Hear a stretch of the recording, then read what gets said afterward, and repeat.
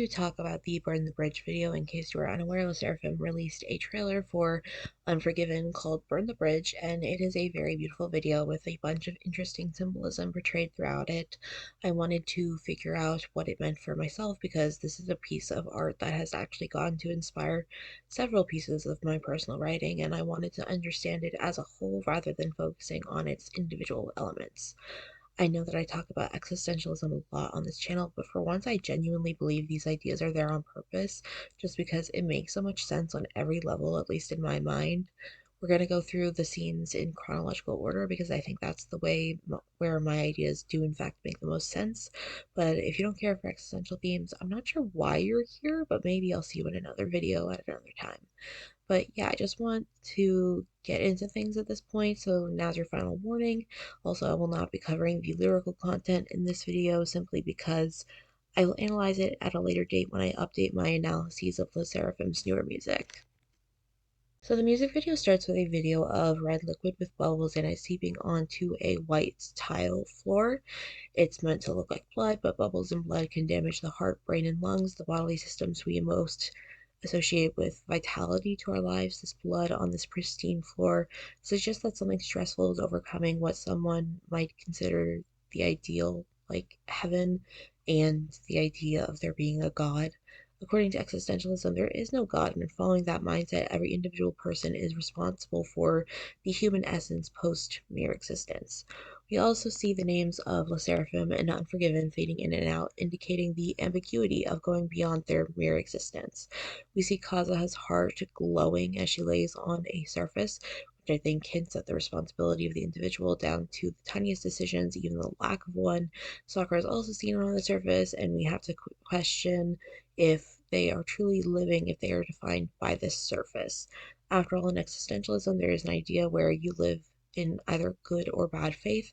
They say hell is the other because other people can influence how you perceive your own essence, and it can change your essence as a result. So this scene in my mind is indicative of the poor state of a person when all they do is allow the other into their life in that manner. We also see Eunchae looking up, and then we see the rain pouring down on the girls from the rain's perspective. Water is symbolic of life, so this seems like it's supposed to portray how life is happening to them rather than them actually living for themselves. We also see Chaewon approach a tree with strings attached, and she has a metal arm. Trees are also symbols of life in the natural world, and the strings remind me of how complicated the idea of essence is. The metal arm seems like a way to take life back for yourself with something created with purpose. We also see Kazuha with wings in an elevator. She's capable of flying up, but she's going up through the world as it exists around her, suggesting again life is happening to her. She is not taking control of her own situation. We also see her opening a box, showing a figure of an angel like her, almost as if she too is letting other people determine what her essence is or embodies. Then a flower blooms from a book that Yunjin is holding, and it's like how people say a book is the readers rather than the readers imposing their will on the story. Then we see a white glass plate and Eunchae on a kitchen island with food, and there's a horse in the corner, which we'll come back to. Sakura and the others have wounds on their faces, which, considering the roles of idols, is almost uncanny.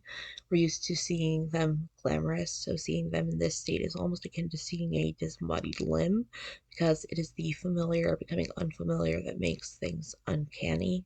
Then the girls are looking into mirrors and seeing themselves, representing the cognitive element of their development.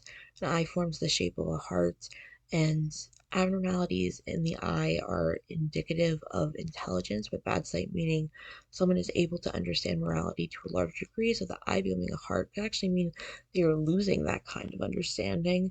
We go back to Chaewon with her metal arm, and she has a heart in her hand. This represents a greater effort to become more connected with yourself. We also see the books on fire, and it's a great showing of life made from destroying the ideas of others. Then there's a video of some blue liquid, and the camera is turned to the side. Blue blood is meant to means someone is either royal or otherwise elevated in society, and this symbolism down to the color of blood could also very easily turn their lives in a different direction. Then we see the plate again, and Jay steps on it, breaking the very foundations of life's perception with the foundations of her as a person. Then the elevator is closing on Kazuha, and it reminds me of No Exit by Sartre, where the characters are in a hotel room in hell, and the door opens, and despite everyone wanting nothing more than to leave, they stay and replay the conversations they had been having up to that point. The idea is that the unknown is scarier than hell, so Kazuha will not leave because she wants the elevator to lead her wherever it may. We also see the girls seeing their reflections in the blood from the beginning, meaning this event is allowing them to become more in tune with their true selves.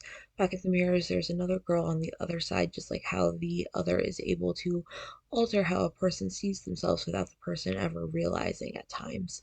Then we see the elevator, in fact, going up, but uh, Kazuha's wings are black as if she has changed sides, and we see Eunchae and Yunjin riding the horse while the food is on fire. Now, horses are considered prey, so in some eyes it could also represent food, something to be hunted and consumed, but they ride the horse almost literally overcoming this idea of being prey. Then Chaewon dives into water, but the video is turned so it looks like she's diving up into something representing life feels like a very clear suggestion that they are taking their lives for themselves from whatever other there is out there, forcing this life upon them. And she closes her eyes and Yunjin covers her ears like she can see or hear no evil and is in control of her life in that way where there is no one influencing her.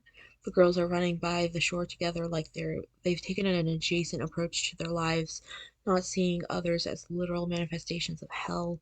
They are holding hands and putting on a ring, committing to one another. We also see Kazuha step off of the elevator, meaning she is starting a new path. There's a drop of water going into what I assume is an eye, meaning life and perception are making direct contact. And we see one of the girls in the water showing us both her head above and her body below, meaning she may feel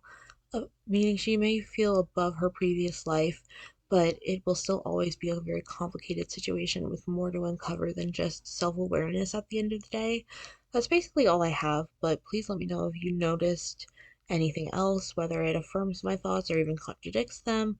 Please just allow this video to jumpstart interesting conversations because that is the true intention behind this video. Thank you. Bye.